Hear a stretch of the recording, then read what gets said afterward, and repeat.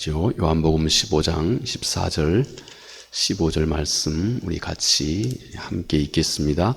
너희는 내가 명하는 대로 행하면 곧 나의 친구라. 이제부터는 너희를 종이라 하지 아니하리니 종은 주인이 하는 것을 알지 못함이라. 너희를 친구라 하였노니 내가 내 아버지께 들은 것을 다 너희에게 알게 하였음이라.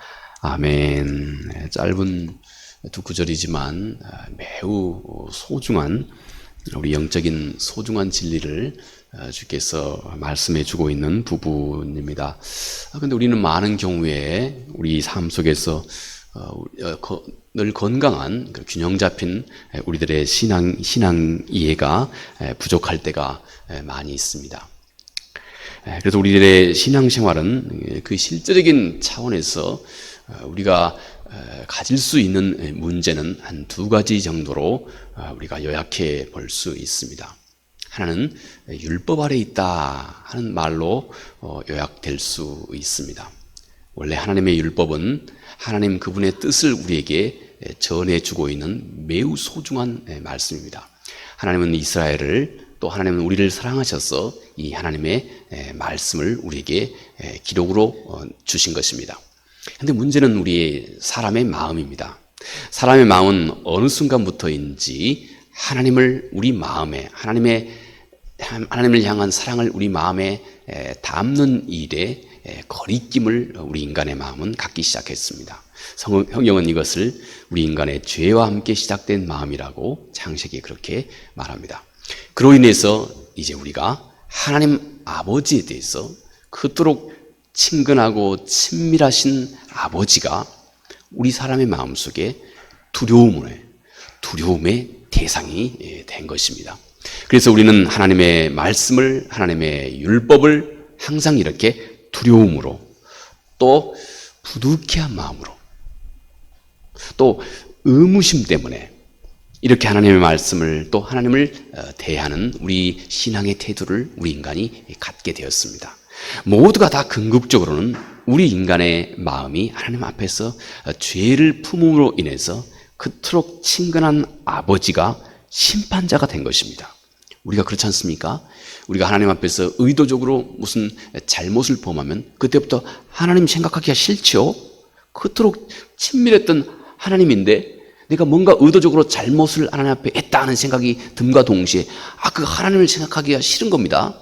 왜냐하면 우리 마음속에 그토록 친밀하신 우리의 아버지이신 하나님이 죄로 인해서 죄가 우리 마음을 왜곡하는 겁니다.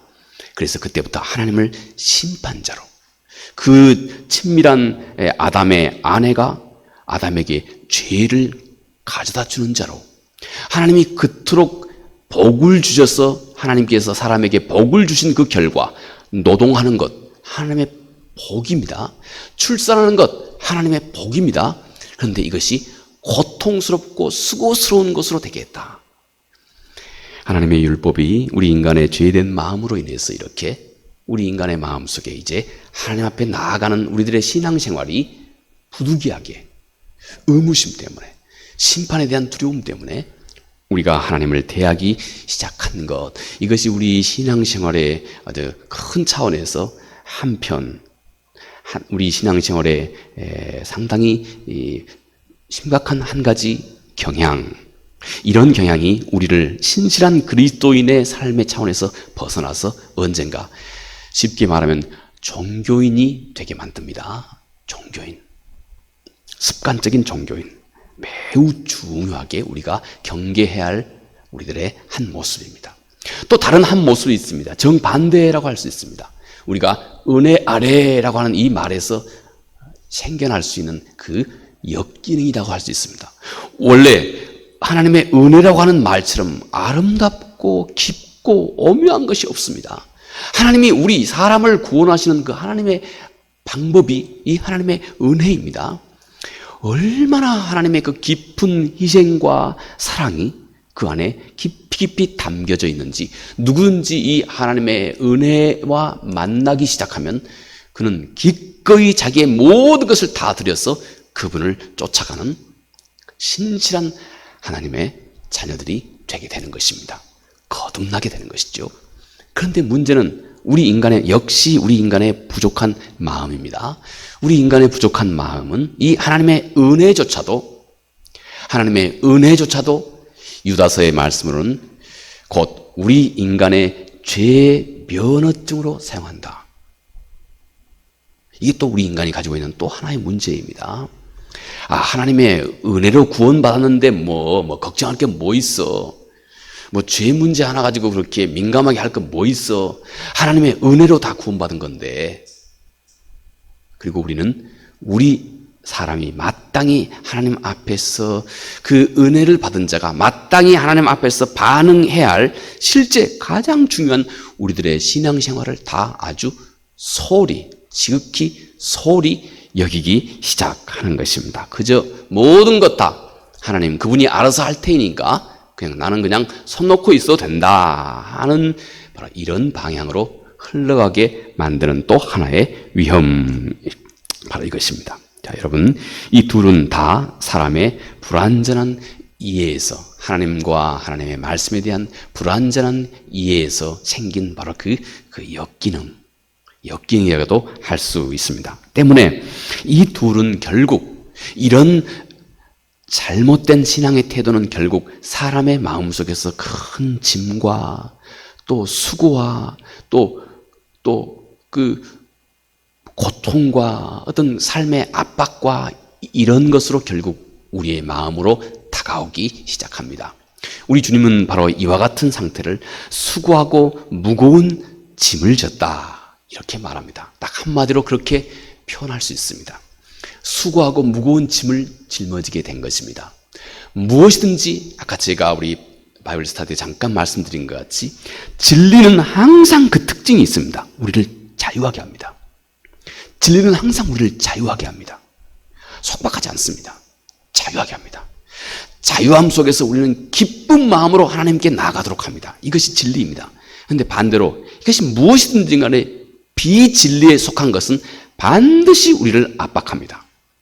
속박합니다. 두렵게 합니다. 억압합니다. 무엇인지 비진리에 속한 것, 비진리에 가까운 것은 반드시 우리를 이렇게 억압하고 압박하게 됩니다. 이것이 곧 우리 주님께서 바로 우리 인간의 마음이 겪고 있는 이 억압, 압박, 무거운 짐, 이것을 우리 주님께서 마태복음 11장에서 수고하고 무거운 짐이라고 주께서 그렇게 말씀을 하셨습니다. 넓은 의미에서 말입니다. 그리고 우리 주님께서는 그 해결책을 이제 그들은 내게 와라. 그리고 이제부터는 내 멍에와 내 짐을 짊어지라. 이렇게 말씀하셨습니다. 주님이 내 멍에와 내 짐을 짊어지라. 너 수고하고 무거운 짐이 있냐? 그건 다 내버리고 너 마음껏 살아라. 이게 아닙니다. 주님은 이제 너가 내 짐과 내 멍에를 배워라. 나는 아주 마음이 겸손하고 온유하기 때문에 내 짐과 또 내 멍에는 아주 쉽고 가볍다. 여기서 주님이 말씀하신 주님의 멍에와 또 주님이 말씀하신 그 짐, 이것은 우리와 주님과의 새로운 관계를 주께서 말씀하시는 것이라고 생각할 수 있습니다. 전혀 다른 관계.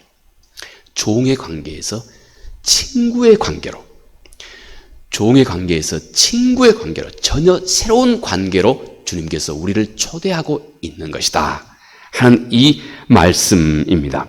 여러분, 이렇게 주님의 멍에와 주님의 짐은 이제 주께서 나를 종이 아닌 친구로 나를 초대하신 것, 새로운 관계를 주님께서 나와 열어가기 시작하신 것, 곧 그 말은 친구, 곧 주님이 나를 동역자라고 하는 말보다는 영어지만 딱 한마디로 표현하는 것이 더 쉬울 거라는 생각이 드네요. 파트너. 주님이 나를 이 땅에서 주님의 파트너로, 동역자로 주님께서 나를 부르셨다. 주님의 짐과 주님의 멍에를 메라고 하는 것은 주님이 전혀 다른 차원으로 주께서 나를 부르신 것이다.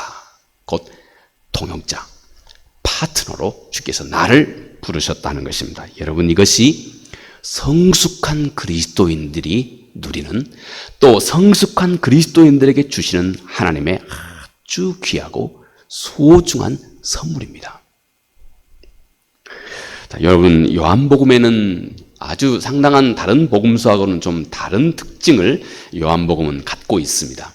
특히 요한복음은 매우 영적인 통찰이 아주 풍성한 것이 요한복음, 곧 사도 요한의 그 특징입니다. 영적인 진리, 우리가 물리적으로 설명할 수 없는 영적인 통찰에 대해서 요한복음은 아주 풍성하게 그렇게 우리에게 제시해 주고 있습니다. 그 중에 한 가지 요한복음의 특징이 이것입니다. 요한복음은 6가지 기적이 등장합니다. 예수 그리스도의 기적의 사건이 등장하게 됩니다. 그런데 이상하게 요한은 한 번도 그것을 다른 복음서와 같이, 다른 복음서는 이것을 글자 그대로 기적, 미러클, 이렇게 기적, 이렇게 표현했습니다. 근데 요한은 한 번도 이것을 기적이라고 말을 쓰지 않습니다. 대신 요한은 항상 사인, 우리말로는 표적 또는 이적, 요한은 항상 이렇게 표적이라고 하는 이 말, 사인, 이렇게 모든 기적을 사인이라고 요한은 그렇게 항상 소개하고 있습니다. 사인이 뭘까요? 이 손이 사인입니다. 여러분, 제가 이 손을 이렇게 가리킨다 합시다. 이 손이 사인입니다. 그러면 사인은 이 손을 보라고 하는 것이 아니고 이 손이 가리키고 있는 적을 보라고 하는 것입니다. 이게 사인의 의미입니다. 그래서 사인이라고 하는 말은 반드시 이 요한복음에서 소개하고 있는 이 기적 속에는 곧 하나님의 메시지가 있다는 것입니다. 하나님의 교훈이 담겨져 있으니까 이 기적 너머에, 이 사인에 초점 맞추지 말고 이 사인 너머에 주고 있는 메시지가 있다. 이걸 바라봐야 한다 하고 요한은 이렇게 모든 기적을 이렇게 사인, 이렇게 표현하고 있는 것입니다. 자, 여러분, 그러면 요한복음 속에서 등장하고 있는 모든 기적, 곧 사인이라고 요한이 표현하고 있는 이 모든 이 기적 속에서 우리에게 주고 있는 그 소중한 메시지가 뭘까요? 자, 요한복음의 몇 가지 예를 살펴봅니다. 먼저 요한복음 2장에 우리가 잘 아는 것처럼 우리 주님께서 가나 혼인잔치에 가셨던 내용이 기록되어 있죠. 물을 포도주로 바꿨습니다. 기적입니다. 근데 요한은 이것을 역시 기적이라고 말하지 않고 사인, 이런 표적을 행하셨다, 이렇게 말합니다. 이 안에 메시지가 있다는 것입니다. 그런데 공통적인 메시지가 바로 이것입니다. 주님은, 제가 함께 요한복음 2장 7절 8절 말씀을 소개합니다. 예수께서 그들에게 이르시되 항아리에 물을 채우라 하신즉 아기까지 채우니 이제는 떠서 연회장에게 갖다 주라 하심에 갖다 주었더니, 요한복음에서 이 기적 속에서 이들이 했던 역할을 이렇게 낱낱이 설명해 주고 있습니다. 혼인잔치에 포도주가 떨어졌을 때 주님 자신이 물을 포도주로 바꾸는 이 일, 사람이 도저히 불가능한 일이죠. 물로 포도주를 바꾸는 이 일, 내가 할 수 없는 일입니다. 그런데 이 일은 주님이 담당하십니다. 물을 포도주로 바꾸는 이 글자 그대로 기적, 사람이 도저히 할 수 없는 이 역사, 이것은 주님이 하십니다. 그리고 대신 주님은 주변에 있는 사람들을 주님의 이 사역 속에 초대합니다. 함께합니다. 너는 물을 채워라. 네가 좀 채워라. 그리고 그것을 연회장에게 갖다 주어라. 네가 이 역사에 함께 참여하라. 이렇게 주님께서 요한복음에서 이 가나의 기적을 통해서 주님께서 주변에 있는 제자들과 또 주변에 있는 많은 사람들까지도 주님의 이 사역의 동역자로, 파트너로 주께서 초대하고 있다고 하는 사실을 요한복음에서 말씀하고 있습니다. 요한복음 6장에 우리가 아는 것처럼 오병리의 기적의 사건이 나오죠. 물고기 2마리하고 보리떡 5개로 5,000명을 먹이게 됩니다. 이때에도 똑같이 주님께서 이 모든 일을 다 행하는 것이 아니고 주님의 제자들과 함께 이 사역을 같이 동역하게 됩니다. 주님께서 제자들에게 단정하게, 많은 사람들을 단정하게 정멸시키라고 말합니다. 단정하게 앉게 그렇게 합니다. 그리고 너가 가지고 있는, 네가 할 수 있는 생선과 그 떡, 어린 꼬마에게죠. 너가 할 수 있는 이 일, 이 아이가 기꺼이 함께 참여하게 합니다. 그 떡을 이 아이가 주께 가져오게 한다 하는 것이죠. 그리고 제자들을 통해서 많은 사람들을 단정하게 열을 지어서 배열시키고, 그리고 그 떡을 하나 둘씩 다 이들이 직접 떼주는 일을 참여하게 합니다. 동역하는 것입니다. 이렇게 요한은 결국 주님의 그 놀라운 역사, 이 일에 주님의 제자들, 하나님의 자녀들을 함께 동역, 파트너로 함께 동역시키고 있는 것입니다. 우리가 아는 것처럼 요한복음 9장에는 일찍이 태어날 때부터 눈을 볼 수 없었던 이 봉사 맹인 한 사람을 주께서 치료하신 사건 기록되어 있습니다. 그가 실로암에 가서 직접 눈을 씻도록, 실로암에 가서 직접 그가 그곳에 달려가서 그가 주께서 지시하신 대로 그가 직접 함께 주님의 지시를 따라 순종할 수 있도록 역시 주님께서 그렇게 명령하고 있습니다. 역시 주님이 이루셨던 그 기적에 함께 참여할 수 있도록 합니다. 또 우리가 아는 것처럼 요한복음 11장에는 죽은 나사로가 살아난 나사로의 부활장이라고도 그렇게 말하죠. 무덤에 있었던 나사로가 살아나는 이 일에도 주님은 주님의 둘러선 주님의 제자들에게 직접 나사로에 가서 무덤 문을 열게 하고 주님의 그 사역에 직접 초대하는 것입니다. 생명을 살리는 이 일, 사람이 도저히 할 수 없는 이 역사는 주님이 직접 하시고 주님이 하셨던 이 사역에 주님의 제자들이 함께 참여할 수 있도록, 동용할 수 있도록 파트너로 그렇게 주님의 역사에 제자들을 초대하고 있는 것입니다. 하나는 더 요한복음 21장에 제자들이 밤새 그물을 던졌습니다. 고기를 하나도 얻지 못했습니다. 그러자 주님은 제자들에게 이제는 너희가 배 오른편에다가 그물을 던지라. 요한복음 21장에 그렇게 말합니다. 제자들이 주님의 이 말씀에 순종하여서 그들이 직접 배 오른편에다가 그물을 직접 던지게 됩니다. 주님의 말씀에, 주님의 그 역사에, 주님의 그 기적에 제자들이 함께 참여하는 동역자로 주께서 그들을 부르고 그렇게 세우고 계신다 하는 것입니다. 이렇게 요한복음은 특별히 우리가 또 그들과 함께, 또 우리와 함께 하나님께서 이 땅에서 하나님의 뜻을 이루어 가고 계신다고 하는 사실, 그래서 이제 우리가 예수 그리스도와 함께 새 언약 아래서 우리는 예수 그리스도의, 우리 주님의, 넓게는 하나님의 친구가, 우리 주 예수 그리스도의 친구가, 동역자가, 파트너가 되게 하셨다. 이 일을 위해서 우리에게 새 영을 불어 넣어주셨고 우리에게 새 마음을 불어 넣어주셨다. 그래서 우리 마음의 굳은 마음을 제하고 부드러운 마음을 우리 안에 하나님께서 만들어주셨다. 왜요? 이제는 예수 그리스도가 이 땅에서 하나님의 사역을 감당함에 있어서 우리를 그의 파트너로, 동역자로 하나님께서 우리를 부르신 이 역사를 이루어 가도록 그렇게 하셨다는 것입니다. 여러분, 새 언약 아래서 왜 주님은 이렇게 주님께서 이 온 세상에서 이루어가고 계시는 그 놀라운 사역에 나를 왜 친구라고 그렇게 주께서 친구로 왜 나를 초대하셨을까요?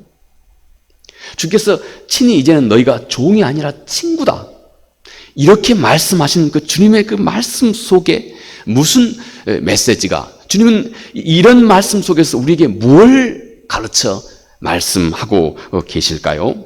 여러분, 이제부터 너희는 주님과 지극히 친밀한 관계를 발전시켜 가야 한다는 것입니다.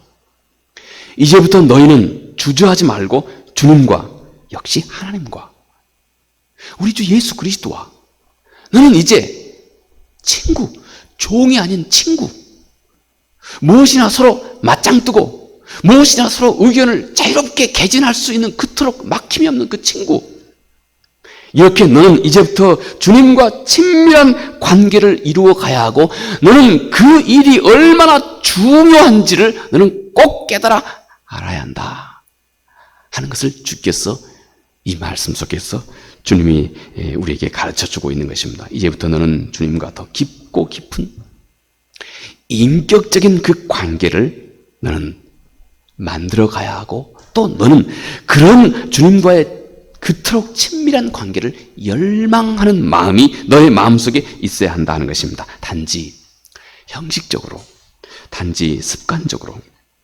주님께 나오는 그런 종교인으로 머물지 말고 너는 이제부터는 빨리 그 틀을 깨고 이제 주님과 정말로 인격적인 친구와 같이 막힘이 없는 인격적인 이 관계를 너는 꼭 빨리 정립해 가야 한다 하는 이 사실.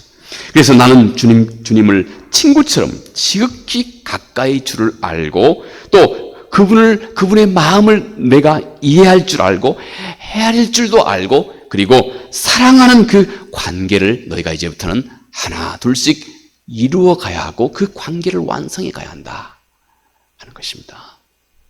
여러분, 우리가 아는 것처럼 요한계시록은 우리가 예수 그리스도의 신부라고 말합니다. 예수 그리스도는 우리의 신랑, 그리고 우리는 그리스도의 신부. 우리에게 우리의 모습, 신랑 되신 우리 주 예수 그리스도의 우리가 신부가 되었다고 성경이 우리에게 말씀하시는 것은 정말로 중요한 의미를 우리에게 가져다 주고 있는 것입니다. 여러분, 구약 성서에서 말이죠, 우리와 이 그 친밀한 관계의 그 중요성을 강조하고 또 강조한 것이 아가서입니다. 아가서. 특히 여러분, 아가서 4장이나 아가서 4장 1절 이하에 보면, 아가서 4장이나 아가서 7장에 보면 신랑과 신부가 어떤 관계인지를 아주 잘 설명합니다. 아가서는 그래서 정말 중요한 한 권의 책입니다. 우리가 요한계시록에서 설명한 참다운 하나님 아버지의 참다운 구원받은 신자들의 모습은 신랑 되신 예수 그리스도에 대한 신부의 모습을 가지고 있다. 그리고 그 신부라고 하는 이 말 속에 우리가 이 세상 속에서 신랑 되신 그분께서 우리에게 뭘 요구하시는지, 무엇이 징계한 것인지. 여러분, 신부에게 신랑이 요구하는 게 뭐겠습니까? 제대로 정신이 박힌 사람 같으면 신부가 뭐 돈이 많고 적은 거 이걸 제일 중요하게 여기겠습니까? 아니죠. 그건 참고할 것밖에 되지 않아야 합니다. 뭐 요즘 시대는 어쩐지 모르겠지만 가장 중요한 것은, 성서적인 관점에서 가장 중요한 것은, 여러분, 신랑이 제대로 된 사람이라면 신부에게 뭘 중요하게 여기겠습니까? 순결한 것, 순결한 신부. 그래서 우리 그리스도의 신부된 우리에게 가장 중요하게 하나님이 소중하게 여기는 것은 거룩함입니다. 거룩함. 하나님이 거룩하기 때문에 너희가 거룩해야 한다. 이것이 하나님이 우리에게 가장 중요하게 여기고 있는 부분입니다. 여러분, 그런데 이 아가서에서의 이 신랑과 신부는 어떤 관계인지를 참 잘 설명해 주고 있어요. 너무 진귀한 그런 책이라고 저는 생각합니다. 여러분, 그런데 아가서에서 우리에게 가르쳐 주고 있는 소중한 교훈 한 가지를, 그 중에 가장 중요한 한 가지를 얘기해 본다면 딱 이것입니다. 신부가 신랑에 대해서 내가 기꺼이 신부의 태도를 갖겠다 하는 이 사람만이 신랑의 얘기나 신랑의 요구를 알아듣는다는 겁니다. 알아듣는 귀를 갖게 된다. 다시요, 신부인 우리가 신랑인 우리 주 예수 그리스도에 대해서 신랑이 하신 말씀을 내가 기꺼이 순종하겠다고 하는 이 태도를 내 마음속에 가지고 있을 때라야, 그런 신부에게서라야 신랑의 음성이 들려지기 시작한다는 것입니다. 제가 한번 예를 들어볼까요? 아가서 4장에 이런 표현을 합니다. 내 사랑, 나의 어여쁜 자야.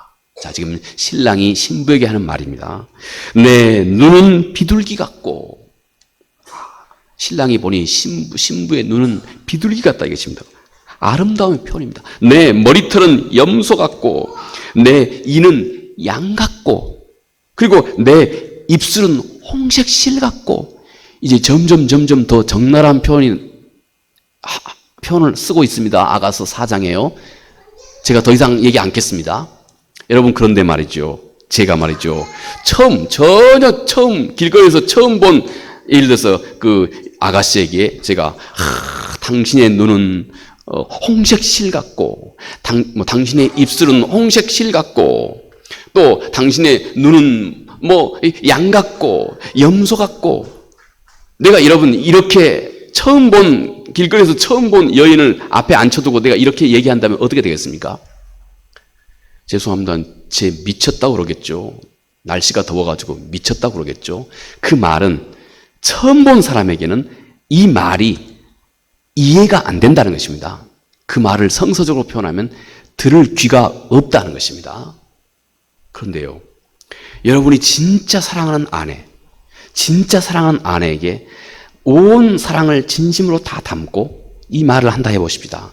당신의 눈은 어찌 그렇게 아름다운지, 당신의 머리카락은 어찌 그렇게 아름다운지, 아무리 봐도 당신처럼 예쁜 사람이 없어. 당신의 눈은 홍색 실 같아. 그 다음에 더 좋은 표현들이 많습니다. 여러분, 이렇게 진짜 사랑의 마음을 담고 아내에게 남편이 이런 얘기를 하면 그 아내는 기뻐하고 즐거워하게 되겠죠. 진심으로 아름답게 여기고 있기 때문에. 다시 말해서 그 남편의 얘기가 아내에게는 성서적 표현으로는 들려진다는 겁니다. 들을 귀가 있다는 것입니다. 근데 똑같은 얘기를 전혀 친밀함이 없는 다른 사람, 밖에 만난 다른 사람한테 얘기하면 뺨 맞겠죠. 못 듣는다는 것입니다. 이렇게 성서는 내가 예수 그리스도의 신부로서 기꺼이 신랑을 향한 내 모든 사랑, 신랑의 말씀을 내가 기꺼이 무엇이든지 신랑의 말씀을 기꺼이 순종하겠다고 하는 이 태도, 이 마음을 준비하는 사람만이 하나님의 말씀이 들려지기 시작한다는 것입니다.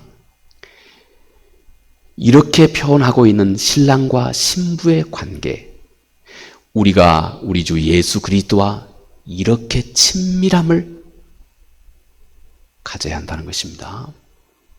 이게 주님께서 친구라고 말씀하신 이 말씀 속에 주님이 지금 담고 있는 말씀입니다. 이렇게 우리는 하나님에 대해서, 하나님 말씀에 대해서 기꺼이 순종하고자 하는 태도, 신부의 마음을 가지고 있는 사람만이 바로 그런 유의 신랑의 말을 알아듣습니다. 그런데 전혀 이 신부의 마음을 갖고 있지 않는 밖에서 내가 처음 본 사람은 절대 이 말을 알아듣지 못합니다. 이것이 하나님과 우리와, 이것이 새 언약 아래 있는 예수 그리스도와 우리와 친구라고 표현하고 있는 이 말씀 속에 우리 주님께서 담고 있는 그 메시지라는 것입니다. 우리가 하나님 말씀을 기꺼이 듣고 순종하는 마음의 준비를 갖추고 있는 사람만이 예수 그리스도께서 너희가 이제부터 나를 따르려거든 너를 부인하고 너의 십자가를 지고 나를 쫓으라 하는 이 말씀이 들려진다는 것입니다. 신부의 마음이 없는 사람은 이 말씀, 주님의 말씀을 듣자마자 우리 주님께서 그렇게 말했습니다. 주님이 십자가에서 죄를 짊어지고 십자가에 죽고 3일 만에 부활해 살아났어.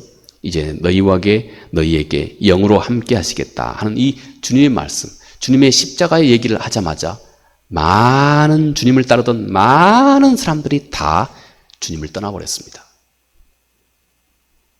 그러자 주님께서 주님의 제자들에게, 베드로를 위시한 주님의 제자들에게 너희도 나를 떠나려 하느냐 하고 그렇게 말씀을 했습니다. 그러자 베드로가 주님이 우리의 주이신데 내가 누구를 떠나겠습니까? 내가 왜 떠나겠습니까? 하고 주님은 그리스도시요 살아계신 하나님의 아들입니다 하고 이 신부의 마음을 가진 주님의 제자 베드로가 그렇게 주께 고백했던 것입니다. 여러분, 이와 같이 우리는 정말로 기꺼이 우리의 신랑 예수 그리스도에 대해서 기꺼이 사랑스러운 신부가 되겠다 하는 마음이 있어야 우리는 이 주의 말씀, 하물며 너를 부인하고 나를 쫓으라 했던 이 말씀에게 대해서도 우리가 순종할 들을 귀를 갖게 된다는 것입니다. 종은 주인에게 그 이유도 물을 것이 없이 그저 순종하고 복종하는 입장만 있을 뿐입니다. 종과 주인은 전혀 다른 지위에 있기 때문에 그렇습니다. 하나님을 우리 아버지로 우리가 모시고 있다 하면서도 우리는 그분의 자녀로서 단지 복종만 맹목적으로 복종만 늘 우리 마음 중심에 있다면 우리는 여전히 이 종의 영을 가지고 있다 하는 것입니다. 아버지의 마음을 헤아리지 못하고 있다는 것입니다. 아버지 하나님과 나의 이런 관계, 물론 이것도 성경은 어느 정도 영광은 있다고 말합니다.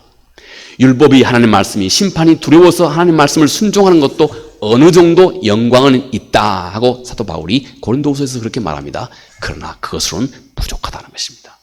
이제 너의 얼굴에서 수건이 벗겨져야 한다는 것입니다.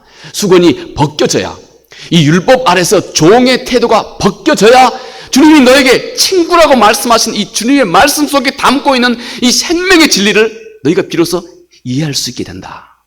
그래서 이제와 주님과 내가 뗄래야 뗄 수 없는 그 관계를, 너의 구원을, 그 세상에 누가 너의 구원을 이 세상이 유혹해서 삼키고 너를 구원의 길에서 멀어지게 아무리 세상이 유혹해도 흔들리지 않는 올바른 신앙을 끝까지 지켜갈 수 있다. 친구의 영이 그만큼 우리 주 예수 그리스도를 친밀하게 알고 있어요. 친구입니다. 오늘 말씀처럼 이제부터 너희를 종이라 하지 아니하리니 종은 주인이 아는 것을 알지 못함이라. 너희를 친구라 하였노니 내가 내 아버지께 들은 것을 다 너희에게 알게 하였음이라.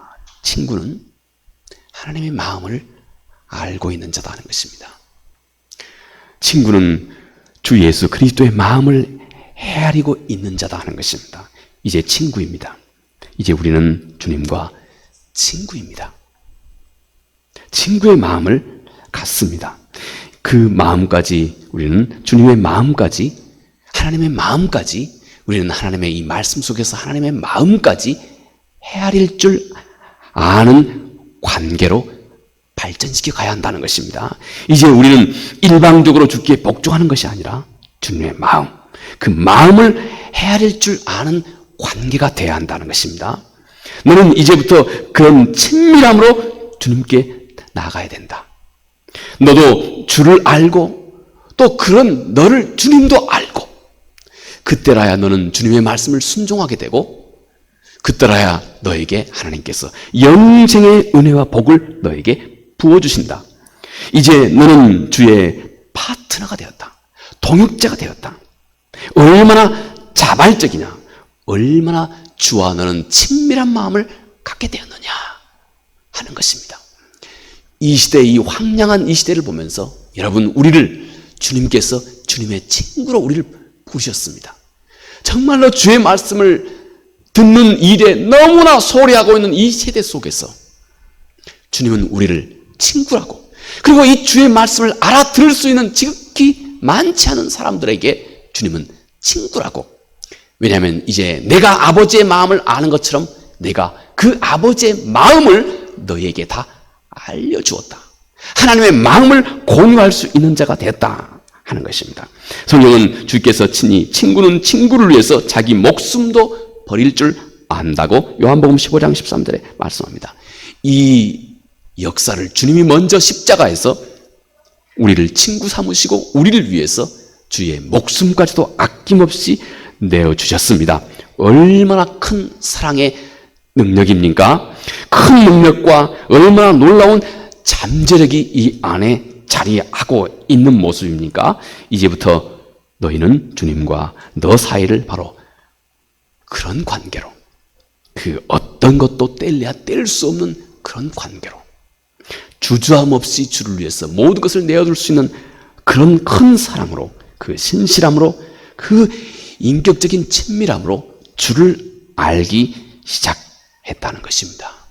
이것이 주님께서 제자들에게 이제 너희가 친구다, 이제 너희는 이 세상 속에서 나의 동역자가 되었다, 내 파트너가 되었다. 그래서 우리에게 주님께서 숨김없이, 주저함 없이, 내가 이 마음을 저에게 전해주면 저가 나를 떠나버리지는 않을까, 그런 염려함이, 우리 주님의 마음속에 그런 염려함 없이 주님께서 이 세대를 바라보시는 하나님의 마음, 아버지의 마음, 주님 자신의 마음을 우리에게 언제든지 공유할 수 있는 그런 자리로 주께서 우리를 초대하셨다 하는 것입니다. 왜 그러겠습니까? 왜 그러겠습니까? 내가 주님을 이렇게 가까이 알고 있어야 마지막 날에 수없이 많은 사람들이 나더러 주여 주여 하지만 실은 내가 저를 알지 못하노라 하는 이 어처구니 없는 결과에 빠져들지 않도록 하기 위함입니다. 하물며 예수 그리스도의 이름으로 선지자 노릇을 했던 사람도, 예수 그리스도의 이름으로 기적을 행했던 사람도, 여러분 마지막 날에 주님 앞에 나갔을 때 서로의 죄의 마음을 전혀 헤아리지 못한, 하나님 아버지의 마음을 전혀 헤아리지 못해서 주님이 내가 저를 알지 못하노라 하는 이런 어처구니 없는 일을 경험하지 않도록 하기 위해서 이제 내가 너를 친구로 삼았다. 이제 내가 내 마음을 너에게 주었다. 너는 나의 동역자가 되었다. 하고 주께서 우리를 친구로 나를 초대하신 것입니다. 여러분, 내가 이렇게 주님과 가까이 있어야, 이 친밀함으로 주님을 내가 알고 있어야 여러분 그 안에 우리는 정말로 순수하고 깨끗한 복음을 언제까지나 변질됨이 없이 뜨겁고 능력 있게 이 험한 세상 속에서도 잘 지켜갈 수 있게 됩니다. 그리고 어느 곳에서나 이 살아있는 능력을 우리는 항상 발휘할 수 있는 하나님의 능력 있는 자녀들이 되게 됩니다. 그리고 이 혼란한 세상 속에서도 내 영혼을 위협하는, 지금도 앞으로도 있을 수없이 많은 미혹과 유혹 속에서도 내 믿음을 견고하게 잘 지켜갈 수 있는 힘, 그 능력이 예수 그리스도를 이렇게 친구로, 동역자로 예수 그리스도의 마음을, 하나님의 마음을 함께 공감하고 함께 나누고 있는 자라야 가능하다 하는 것입니다. 마지막 사도 베드로가 베드로후서 1장 3절에 이렇게 말씀하십니다. 그의 신기한 능력으로 생명과 경건에 속한 모든 것을 우리에게 주셨으니 이는 자기의 영광과 덕으로서 우리를 부르신 이를 알므로 말미암음이니라. 아멘. 기도하겠습니다. 은혜로우신 아버지 하나님, 고맙고 감사합니다. 예수 그리스도 하나님을 정말로 소리하기 쉬운 세대 속에 우리가 살아가고 있습니다. 주님이 인기도 없고 사람들이 이 길이 생명의 길이지만 눈앞에 보이는 것이 너무나 화려하고 편하고 좋고 아름다워서 생명의 길이 너무나 좁고 협소한 좁은 길이 되고 있는 이 세대 속에 우리가 살아가고 있습니다. 주님은 그러나 그 중에 특별한 이들을 이제 너희가 종이 아니라 나의 친구라 말씀하십니다. 그리고 내가 아버지의 마음을 알고 있는 것처럼 이제 내가 너희에게 하늘 아버지의 마음을 알게 하셨다 말씀합니다. 주여, 이 주님의 소중한 말씀이 그토록 인격적이고 그토록 친밀한 주님과의 관계로 우리를 부르시는 이 주의 부르심이 우리 모두에게 부담이 되지 않도록 도와주시기 바랍니다. 신부의 마음을 기꺼이 가지고 있는 사람, 신랑을 정말로 사랑하고 있는 사람, 신랑을 자기의 몸보다 더 아끼고 존중히 여기고 사랑하고 있는 신부라면 신랑의 어떤 요구 앞에서도 결코 주저함 없이 자기의 모든 것을 다 내어줄 수 있는 것, 이것이 바로 이 세상 속에서 능력 있는 하나님의 자녀들의 참 모습이라고 주께서 말씀하십니다. 주님의 이 말씀이 우리 모두에게 부담이 되는 것이 아니라 가장 값지고 소중한 말씀이 될 수 있도록 은혜를 베풀어 주시옵소서. 예수님 거룩하신 이름으로 기도합니다. 아멘.